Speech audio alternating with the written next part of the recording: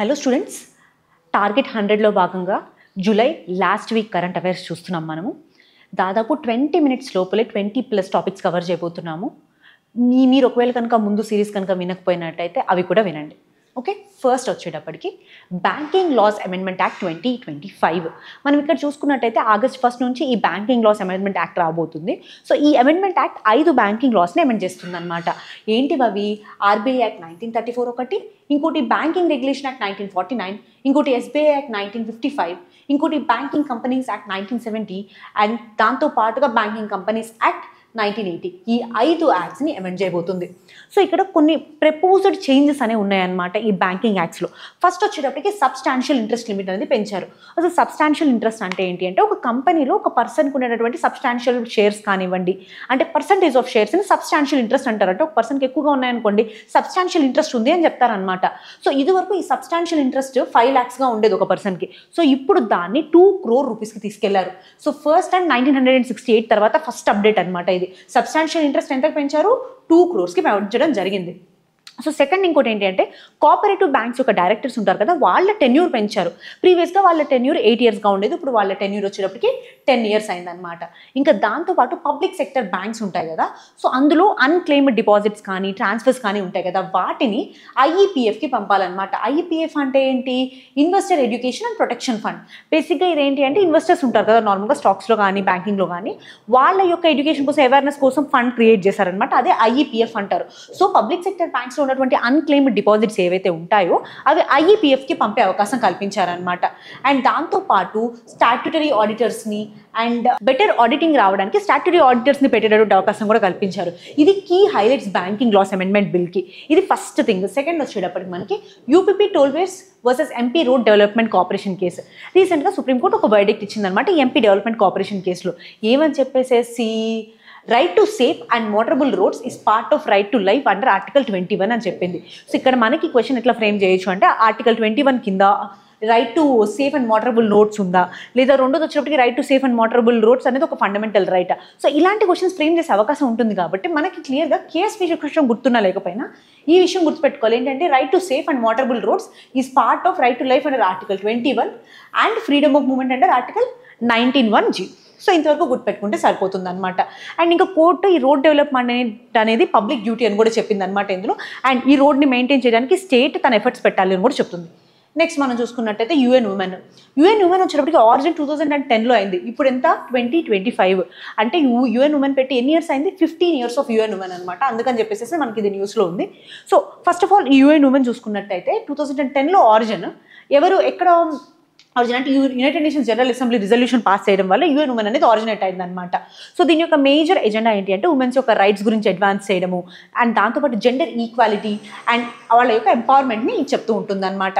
And ఇంకా చూసుకున్నట్టయితే మనకి గవర్నెన్స్ ఎట్లా చేస్తారు అంటే, general assembly, economic social council and UN women executive board ఉంటుందన్నమాట. ఈ మూడు కలిపేసేసి ఇంటర్ గవర్నమెంటల్ గవర్నెన్స్ స్ట్రక్చర్తో ముందుకెళ్తూ ఉంటాయి. నెక్స్ట్ మనం చూసుకున్నట్టయితే పిప్రవాహ రెలిక్స్. రీసెంట్గా ఒక 2-3 months నుంచి మనం చూసుకున్నట్టయితే ఈ పిప్రవాహ రెలిక్స్ ఏవైతే ఉన్నాయో అవి ఆప్షన్ చేయబోతున్నారు అనమాట వేరే కంట్రీలో. అవి ఇండియా అబ్జెక్ట్ చేసింది. దాని తర్వాత అవి ఆఫ్టర్ దాదాపు 120 years తర్వాత మళ్ళీ ఇండియాకి రాబోతున్నాయి అబ్జెక్ట్ చేసిన తర్వాత. సో ఒక్కసారి పిప్రవాహ రెలిక్స్ ఎవరికి సంబంధించిన అంటే బుద్ధిజంకి సంబంధించినవి అనమాట. బుద్ధావి మొత్తం ఆయన బాడీ పార్ట్స్ అనేవి 8 స్తూపాస్గా చెప్తారనమాట. అందులో 1 అంటే బుద్ధ యొక్క ఒరిజినల్ బాడీ పార్ట్స్, అది చాలా ఇంపార్టెంట్ బుద్ధిజంలో చూసుకున్నట్టయితే. సో అందులో ఒకటి ఈ పిప్రవాహ స్తూప. ఈ పిప్రవాహ స్తూపాలో ఈ రెలిక్స్ ఏవైతే ఉన్నాయో అవి ఫస్ట్ ఎక్స్కవేట్ చేసింది 1898లో విలియం క్లాక్స్టన్ అని చెప్పేసి ఒక ఇంజనీర్ అనమాట. ఆయన ఈ పిప్రవాహ రెలిక్స్ని ఎక్స్కవేట్ చేయడం జరిగింది. ఇది ఎక్కడ అంటే యూపీలో సిద్ధార్థ నగర్ అనేటటువంటి ఊర్లో అనమాట. నెక్స్ట్ ఇంకోటి మనం చూసుకున్నట్టయితే ఇందులో bone fragments, soap stone, crystals, gold ornaments కొన్ని ఉన్నాయి. అండ్ దీన్ని అరౌండ్ 3rd century BCలో మనకి ఈ పిప్రవాహ రెలిక్స్ అనేవి మెన్షన్ చేయడం జరిగింది. అండ్ దాంతోపాటు ఒక ప్లేట్ కూడా ఉందన్నమాట. సో ఆ ఇన్స్క్రిప్షన్ ఏం చెప్తుంది అంటే, ఇది సాంఖ్యా క్లాన్ వాళ్ళు కట్టించారు ఈ పిప్రవాహ రెలిక్స్ అనేది చెప్తుంది. సో ఇది ఇక్కడ పిప్రవాహ రెలిక్స్ గురించి మనం చూసుకున్నట్టయితే. Next status of small cats in tiger landscapes of India. రీసెంట్గా ఈ రిపోర్ట్ వచ్చిందనమాట. స్మాల్ క్యాట్స్ వేరు, బిగ్ క్యాట్స్ వేరు. స్మాల్ క్యాట్స్ అంటే ఏంటి, బిగ్ క్యాట్స్ అంటే ఏంటి, ఫస్ట్ చిన్న డిఫరెన్స్. బిగ్ క్యాట్స్ అంటే ఏంటి, లయన్, టైగర్ ఇవన్నీ బిగ్ క్యాట్స్ అని చెప్తాం. స్మాల్ క్యాట్స్ అంటే ఏంటి, ఫిషింగ్ క్యాట్ ఇవన్నీ స్మాల్ క్యాట్స్ అని చెప్తాం అనమాట. సో బేసిక్గా ఈ రిపోర్ట్ ఏంటి అంటే టైగర్ ల్యాండ్స్కేప్స్లో ఉన్నటువంటి స్మాల్ క్యాట్స్ గురించి. సో ఇక్కడ ఎవరిచ్చారు ఈ report, wild life institute of India and దాంతోపాటు నేషనల్ టైగర్ కన్జర్వేషన్ అథారిటీ, వీళ్ళిద్దరూ కలిపేసి ఈ రిపోర్ట్ ఇవ్వడం జరిగింది. సో కీ ఫైండింగ్స్ ఏంటి అంటే మొత్తం ఇండియాలో, అది కూడా టైగర్ ల్యాండ్స్కేప్లో బాగా మనకు కనిపించేటటువంటి స్మాల్ క్యాట్ ఏంటి, జంగిల్ క్యాట్ అని చెప్పారనమాట. ఆ తర్వాత second followed by rusty spotted cat. And ఇంకా మొత్తం ఇండియాలో 10 type of small cat species ఉంటాయంట. అవి వచ్చేటప్పటికి Palas, cat, Eurasian Linux etcetera, మీరు చదువుకోవచ్చు అక్కడ. కానీ ఇక్కడ ఒక విషయం గుర్తుపెట్టుకోవాలి, స్మాల్ క్యాట్స్కి అండ్ బిగ్ క్యాట్స్కి డిఫరెన్స్ ఏంటి అంటే హయాయిడ్ బోన్ అంటారు. సో బేసిక్గా ఇది ఒక యూ షేప్డ్ బోన్. మనకి బిగ్ క్యాట్స్లో చూసుకున్నట్టయితే ఈ హయాయిడ్ బోన్ అనేది చాలా ఫ్లెక్సిబుల్గా ఉంటుంది, అందుకనే బిగ్ క్యాట్స్ రోర్ చేస్తాయి. కానీ ఇక్కడ మనకి స్మాల్ క్యాట్స్లో ఈ హయాయిడ్ బోన్ ఫ్లెక్సిబుల్గా ఉండదు అనమాట, అందుకని అవి రోర్ చేయలేవు. మీరు చూసుకుంటే పిల్లలు మియా మియా ఆర్ పుర్ ఇలాంటి సౌండ్స్ చేస్తుంటాయి, అంటే మైల్డ్గా సౌండ్ చేస్తాయి. బిగ్ క్యాట్స్ రోర్ చేస్తాయి. ఈ రెండింటి మధ్య వేరే డిఫరెన్స్ ఏంటి, ఈ హయాయిడ్ బోన్ యొక్క ఫ్లెక్సిబిలిటీ. హయాయిడ్ బోన్స్ ఎవరికి ఫ్లెక్సిబుల్గా ఉంటాయి, బిగ్ క్యాట్స్లో ఫ్లెక్సిబుల్గా ఉంటుంది. నెక్స్ట్ మనం చూసుకున్నట్టయితే కాజీరంగా టైగర్ రిజర్వ్. ఇప్పుడు టైగర్ డెన్సిటీ ప్రకారం చూసుకున్నట్టయితే కాజీరంగా ఇప్పుడు 3rd లార్జెస్ట్ టైగర్ డెన్సిటీ ఉన్నటువంటి టైగర్ రిజర్వ్. ఫస్ట్ లార్జెస్ట్ ఏంటి, బందీపూర్. సెకండ్ లార్జెస్ట్ ఏంటి, ఉత్తరాఖండ్లో ఉన్నటువంటి జిమ్ కార్బెట్ అనమాట. ఫస్ట్ బందీపూర్ కర్ణాటకలో, సెకండ్ వచ్చేటప్పటికి జిమ్ కార్బెట్, అండ్ థర్డ్ వచ్చేటప్పటికి మనకి కాజీరంగా టైగర్ రిజర్వ్గా నిలిచింది టైగర్ యొక్క డెన్సిటీ విషయంలో. సో ఇదే టైంలో ఒక్కసారి మనం కాజీరంగా టైగర్ రిజర్వ్ గురించి కూడా చూద్దాము. సో అసలు ఈ కాజీరంగా టైగర్ రిజర్వ్ ఎక్కడ ఉంటుంది, అస్సాంలో ఉంటుంది. 1974లో దీన్ని నేషనల్ పార్క్గా డిక్లేర్ చేసాము. ఆ తర్వాత 2006 టైగర్ రిజర్వ్ డిక్లేర్ చేసాం. అండ్ ఇది యునెస్కో ఒక వరల్డ్ హెరిటేజ్ సైట్ కూడా. ఇంకా మనం చూసుకున్నట్టయితే బర్డ్ లైఫ్ ఇంటర్నేషనల్ వాళ్ళు ఇంపార్టెంట్ బర్డ్ ఏరియా కింద కూడా దీన్ని రికగ్నైజ్ చేయడం జరిగింది. అండ్ ఇక్కడ Brahmaputra river and Karbi hills మధ్యలో ఇది లొకేట్ అయి ఉంటుంది అనమాట. బాగా ఫేమస్ ఏంటంటే 70% ఆఫ్ ద చూసుకున్నట్టయితే 1 హార్న్ రైనోసెస్ ఇక్కడ ఉంటాయి. అండ్ దాంతోపాటు ఎలిఫెంట్స్, వాటర్ బఫెలో ఎక్సెట్రా ఈ మనకి కాజీరంగా నేషనల్ పార్క్లో ఉంటాయి. అయితే మీరు కామెంట్ సెక్షన్లో సుందర్బన్స్ టైగర్ రిజర్వ్ ఏ స్టేట్లో ఉంటుందో చెప్పండి. నెక్స్ట్ వచ్చేటప్పటికి సుందర్బన్స్ టైగర్ రిజర్వ్. సో బేసిక్గా సుందర్బన్స్ టైగర్ రిజర్వ్ ఎందుకు న్యూస్లో ఉంది అంటే ఇప్పుడు దాదాపు సుందర్బన్ టైగర్ రిజర్వ్ ఉంది కదా, ఏరియా అప్రాక్సిమేట్గా 2500 స్క్వేర్ కిలోమీటర్స్గా ఉందన్నమాట. ఇప్పుడు దాన్ని ఎక్స్పాన్షన్ చేస్తున్నారు ప్లస్ 1000 కిలోమీటర్స్కి, స్క్వేర్ కిలోమీటర్స్కి. సో మొత్తం కలిపి 3500 అప్రాక్సిమేట్ స్క్వేర్ కిలోమీటర్స్ వచ్చే అవకాశం ఉంది సుందర్బన్స్ టైగర్ రిజర్వ్. సో ఇప్పుడు ఇంత ఏరియా యాడ్ అయిన తర్వాత Sundarbans is going to be the second largest tiger reserve of India. First largest tiger reserve ఏంటి ఇండియాలో, Nagarjuna Sagar Srisailam tiger reserve. Area పరంగా చూసుకున్నట్టయితే, కోర్ ఏరియా పరంగా కూడా మనం చూసుకున్నట్టయితే, ఇప్పుడు ఒకవేళ కనుక ఇది యాడ్ చేసినట్టయితే, అంటే మాక్సిమం యాడ్ అవుతుంది. బేసిక్గా నేషనల్ టైగర్ కన్జర్వేషన్ అథారిటీ దీనికి అప్రూవల్ ఇవ్వడం జరిగింది. సో యాడ్ చేసిన తర్వాత it will be the second largest tiger reserve of India. And ఇక్కడ మనం చూసుకున్నట్టయితే గంగా అండ్ బ్రహ్మపుత్ర రివర్స్ యొక్క డెల్టాలో ఫామ్ అయింది ఈ Sundarbans tiger reserve. And one of the వరల్డ్లో one of the densest mangrove forest అనమాట ఇది. నెక్స్ట్ మనం చూసుకున్నట్టయితే గెలాంగ్ ట్రీటీ. అసలు first of all Geelong treaty కన్నా ముందు మనం తెలుసుకోవాల్సింది ఏంటంటే ఏయుకేయుఎస్ అని చెప్పేసి ఆస్ట్రేలియా, యూకే, యునైటెడ్ స్టేట్స్ ఇది ఒక పార్ట్నర్షిప్ ఉందన్నమాట.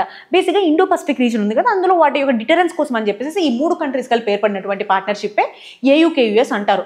సో బేసిక్గా ఇందులో 2 పిల్లర్స్ ఉంటాయి. ఒక పిల్లర్ వచ్చేటప్పటికి న్యూక్లియర్ పవర్ సబ్మెరైన్ టెక్నాలజీస్ గురించి డీల్ చేస్తుంది. సెకండ్ పిల్లర్ వచ్చేటప్పటికి మనకి new models of next generation technologies ఉన్నాయి కదా, ఆర్టిఫిషియల్ ఇంటెలిజెన్స్ కానివ్వండి, క్వాంటమ్, సైబర్ సెక్యూరిటీ ఇలాంటివన్నీ డీల్ చేస్తుంది అనమాట. సో ఇప్పుడు రీసెంట్గా మనకి అమెరికా ఫస్ట్ పాలసీతో వెళ్తుంది, టారిఫ్స్ చేసేస్తుంది అన్ని కంట్రీస్ మీద. సో ఇంత అన్సర్టైనిటీస్ మీద ఈ న్యూక్లియర్ పవర్డ్ సబ్మెరైన్ టెక్నాలజీ కోసం అని చెప్పేసి ఆస్ట్రేలియా, ఏయుకేయుఎస్లో ఓన్లీ ఆస్ట్రేలియా అండ్ యూకే కలిపేసి గెలాంగ్ ట్రీటీ సైన్ చేసుకోవడం జరిగింది రీసెంట్గా. సో ఈ ట్రీటీ వచ్చేటప్పటికి ఇప్పుడు 50 years of strategic cooperation plan చేస్తున్నారు అనమాట, దేనికి, న్యూక్లియర్ పవర్ సబ్మెరైన్ టెక్నాలజీస్ కోసం అని చెప్పేసి. నెక్స్ట్ మనం చూసుకున్నట్టయితే ప్రళయ్ మిసైల్. రీసెంట్గా డిఆర్డిఓ ప్రళయ్ మిసైల్ ఉంది కదా, ఈ ప్రళయ్ మిసైల్ యొక్క టెస్ట్ ఫైరింగ్ అనేది జరిగిందనమాట. సో ఇది డెవలప్ చేసింది ఎవరు, DRDO, defence research development organisation, దాంతోపాటు RCI, research centre Imarat. So వీళ్ళిద్దరు కలిపి దీన్ని డెవలప్ చేసి ఒక్కసారి ఈ మిసైల్ గురించి చూసుకున్నట్టయితే ఇది quasi ballistic surface to surface missile. గుర్తుపెట్టుకుని ఏంటది, సర్ఫేస్ నుంచి సర్ఫేస్కి వెళ్ళే మిసైల్. రేంజ్ 150 నుంచి 500 కిలోమీటర్స్ ఉంటుంది. పే లోడ్ వచ్చేటప్పటికి 500 నుంచి 1000 kg ఉంటుంది. అండ్ ప్రొపల్షన్ సాలిడ్ ప్రొపల్లెంట్ వాడతారు ఇందులో. మనం లాంచ్ వచ్చేటప్పటికి మొబైల్ ప్లాట్ఫామ్స్ నుంచి లాంచ్ చేసుకునే అవకాశం ఉంటుంది. ఇది ప్రళయ్ మిసైల్ గురించి గుర్తుపెట్టుకోవాల్సిన విషయం. నెక్స్ట్ మనం చూసుకున్నట్టయితే power corridors for great Indian busters. మనకి గ్రేట్ ఇండియన్ బస్టర్స్ గురించి తెలిసిందే కదా. సో బేసిక్గా వీటి యొక్క ఇవి చాలా థ్రెటన్ అయిపోయిన స్పీసెస్. ఎందుకని అంటే పవర్ లైన్స్ ఉంటాయి కదా, వీటికి తగిలివన్నీ చచ్చిపోతూ ఉంటాయి అనమాట. సో అలా పవర్ లైన్స్ లేని కొన్ని కారిడార్స్ క్రియేట్ చేశారు. ఎక్కడ? గుజరాత్ అండ్ రాజస్థాన్లో క్రియేట్ చేశారనమాట. సో ఈ పవర్ కారిడార్స్ ఎక్కడ క్రియేట్ చేశారు? గుజరాత్ అండ్ రాజస్థాన్. ఒకసారి గ్రేట్ ఇండియన్ బస్టర్డ్ గురించి చూద్దాము. ఇది రాజస్థాన్ యొక్క స్టేట్ బర్డ్. మనం చూసుకున్నట్టయితే గ్రేట్ ఇండియన్ బస్టర్డ్ ఇది స్పెసిఫిక్గా ఆంధ్రప్రదేశ్, రాజస్థాన్ ఈ ఏరియాస్లో కూడా కనిపిస్తూ ఉంటుంది మనకి. సో బేసిక్గా చూసినట్టయితే it looks like it ostrich, large బాడీతో ఆస్ట్రిచ్ లాగా కనిపిస్తుంది అనమాట. One of the heaviest flying birds వరల్డ్లోనే చూసుకుంటే. అండ్ ఐయుసిఎన్ ప్రకారం critically endangered CITES appendix 1 and wildlife protection act schedule 1లో ఉంది. నెక్స్ట్ మనం చూసుకున్నట్టయితే hydrogen power train project Indian railways సక్సెస్ఫుల్గా ఫస్ట్ హైడ్రోజన్ పవర్ ట్రైన్ని టెస్ట్ చేసింది అనమాట. సో ఇది దేని కింద అంటే హైడ్రోజన్ ఫర్ హెరిటేజ్ అని చెప్పేసి ఒక స్కీమ్ ఉంది, హైడ్రోజన్ ఫర్ హెరిటేజ్. సో ఈ స్కీమ్ కింద ఏంటంటే హిల్లీ ఏరియాస్ ఉంటాయి కదా, హిల్లీ ఏరియాస్ అలాంటి ఏరియాస్లో ఎలాంటి పొల్యూషన్ లేకుండా ట్రైన్స్ని డెవలప్ చేయడానికి అని చెప్పేసి. సో దీని కింద అప్రాక్సిమేట్గా 35 హైడ్రోజన్ పవర్ ట్రైన్స్ని డెవలప్ చేయబోతున్నారు. ఈచ్ ట్రైన్ కాస్ట్ వచ్చేటప్పటికి అప్రాక్సిమేట్లీ 70 crores నుంచి 80 crores వరకు ఉంటుంది అనమాట. అండ్ ఇన్ఫ్రాస్ట్రక్చర్ కాస్ట్ కూడా సపరేట్గా ఉంటుంది. సో ఇక్కడ మనం చూసుకున్నట్టయితే దీని యొక్క మేజర్ ఇంపార్టెన్స్ ఏంటి అంటే వరల్డ్లోనే most powerful hydrogen power train develop చేస్తున్నాం అనమాట మనం. ఇంకొకటి ఏంటి అంటే దాదాపు దీని యొక్క కెపాసిటీ, సీటర్ కెపాసిటీ 2600+ ఉంటుంది. నెక్స్ట్ మనం చూసుకున్నట్టయితే వీర్ పరివార సహాయత యోజన. ఇది ఎవరు లాంచ్ చేశారంటే national legal services authority, NALSA అంటారనమాట. వీళ్ళు లాంచ్ చేయడం జరిగింది. దీని యొక్క మేజర్ ఆబ్జెక్టివ్ ఏంటి అంటే సైనిక్స్ ఉంటారు కదా, అంటే స్పెసిఫిక్గా సైనిక్ ఫ్యామిలీస్ ఉంటాయి కదా, ఆ ఫ్యామిలీస్కి లీగల్ సపోర్ట్ ప్రొవైడ్ చేయడానికి. ఇది మ్యాట్రిమోనియల్ డిస్ప్యూట్స్ కానివ్వండి లేదా సివిల్ మ్యాటర్స్ కానివ్వండి, ఎందులో అయినా సరే వాళ్ళు డిస్ప్యూట్స్కి సపోర్ట్ ప్రొవైడ్ చేస్తారనమాట.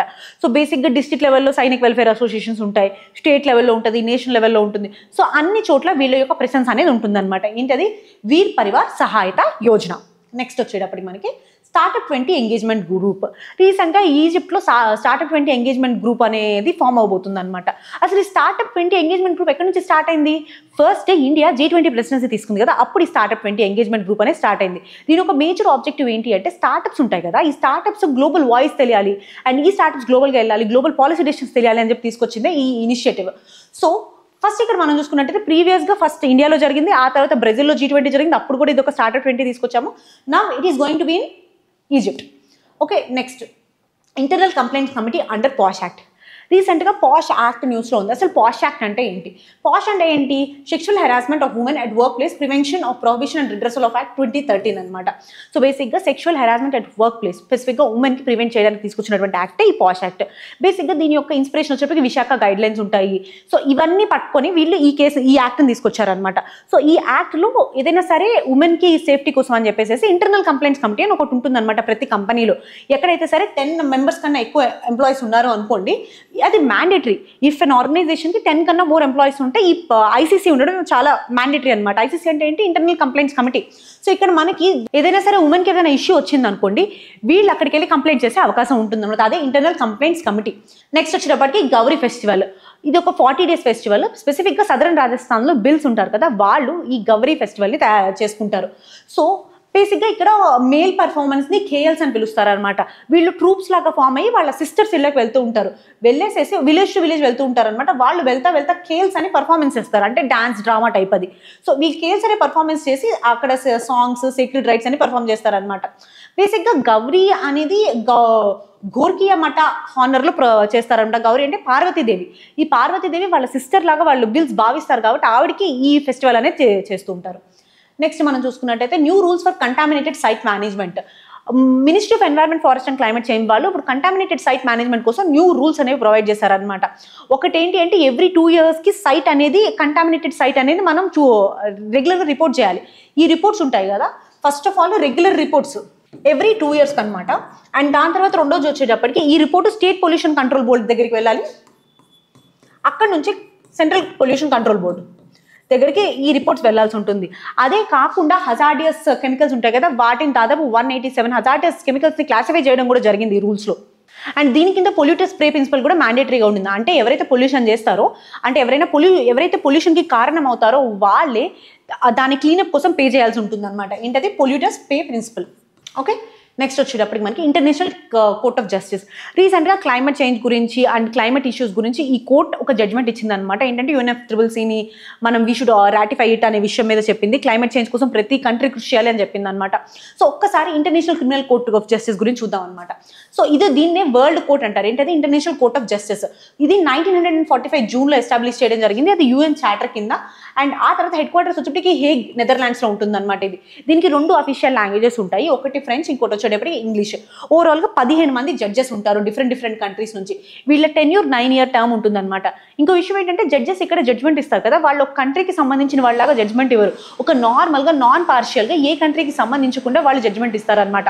నెక్స్ట్ మనం చూసుకున్నట్టయితే PM ఏక్తా మాల్స్. సో రీసెంట్గా ఏంటి అంటే 27 states ఈ PM ఏక్తా మాల్స్ ఉన్నాయి కదా, వీటిని ఇంకా ముందుకు తీసుకెళ్ళాలి అని చెప్పేసి సెంట్రల్ గవర్నమెంట్ ప్లాన్ చేస్తుంది. సో ఏక్తా మాల్స్ అంటే ఏంటి అంటే ఈ స్పెసిఫిక్గా 2023 బడ్జెట్లో మనకి దీన్ని అనౌన్స్ చేశారు. సో ఇక్కడ 1 district 1 product, geographical indication tag ఉన్నటువంటి ప్రోడక్ట్స్ ఉంటాయి కదా, ఇవన్నీ ప్రోడక్ట్స్ మనకి ఏక్తా మాల్స్లో చూడొచ్చు అనమాట. All other handicrafts across the country. And ఇంకొకటి నెక్స్ట్ మనం చూసుకున్నట్టయితే కళా ఉత్సవ్ 2025. రీసెంట్గా ఈ కళా ఉత్సవ్ 2025 జరిగింది. కొన్ని పెయింటింగ్స్ని వాళ్ళు ఎగ్జిబిట్ చేయడం జరిగింది అనమాట. ఫస్ట్ వచ్చేటప్పటికి పటచిత్ర పెయింటింగ్స్. పటచిత్ర పెయింటింగ్స్ ఒడిశాకి సంబంధించినవి. అండ్ స్పెసిఫిక్గా ఇక్కడ పటచిత్ర పెయింటింగ్స్లో మనం చూసుకున్నట్టయితే అంటే ఇది స్క్రోల్ మీద పెయింట్ చేస్తారనమాట. ఇక్కడ ఎక్కువగా హిందూ మైథలాజికల్గా దేవుళ్ళ ఫిగర్స్ అవన్నీ వేస్తూ ఉంటారు. ఇక్కడ మనం స్పెసిఫిక్గా చూసినట్టయితే బోల్డ్ అవుట్లైన్స్ ఉంటాయి అండ్ బోల్డ్ బ్లాక్ లైన్స్ ఉంటాయి ఈ పటచిత్ర పెయింటింగ్స్కి. నెక్స్ట్ ఇంకోటి సోహరా పెయింటింగ్స్. సోహరా పెయింటింగ్స్ మనం ఎక్కువ జార్ఖండ్లో చూస్తాం. ఎక్కడ ఇది ఒక ట్రైబల్ ఆర్ట్ ఫామ్. స్పెసిఫిక్గా ముండాస్, ఒరాన్స్ వీళ్ళంతా ప్రాక్టీస్ చేస్తూ ఉంటారు సోహరా పెయింటింగ్స్. అండ్ ఇక్కడ వాళ్ళకి సోహరా అని చెప్పేసి ఒక ఫెస్టివల్ ఉంటుంది అనమాట. అది దివాళీ రోజు వస్తుంది. సో ఆ రోజున వాళ్ళ ఇంటి బయట ఈ పెయింటింగ్స్ వేస్తూ ఉంటారు. ఇక్కడ మనం చూసుకున్నట్టయితే యానిమల్స్, ఫ్లవర్స్ ఇవన్నీ ఉంటూ ఉంటాయి ఈ పెయింటింగ్స్లో. నెక్స్ట్ వచ్చేప్పటికి పటువా పెయింటింగ్. ఇది వెస్ట్ బెంగాల్కి సంబంధించినటువంటి పెయింటింగ్. ఇది ఒక ట్రైబల్ ఆర్ట్. ఇందులో కూడా డైలీ యాక్టివిటీస్ అండ్ స్పెసిఫిక్గా కలర్స్ యూజ్ చేస్తారనమాట. వెరీ వైబ్రెంట్ కలర్స్ యూజ్ చేసుకుని డైలీ యాక్టివిటీస్ని రిప్రజెంట్ చేస్తూ ఉంటారు. సో ఇది పటువా పెయింటింగ్స్. సో ఇవి current affairs. Thank you so much for hearing us. Stay tuned.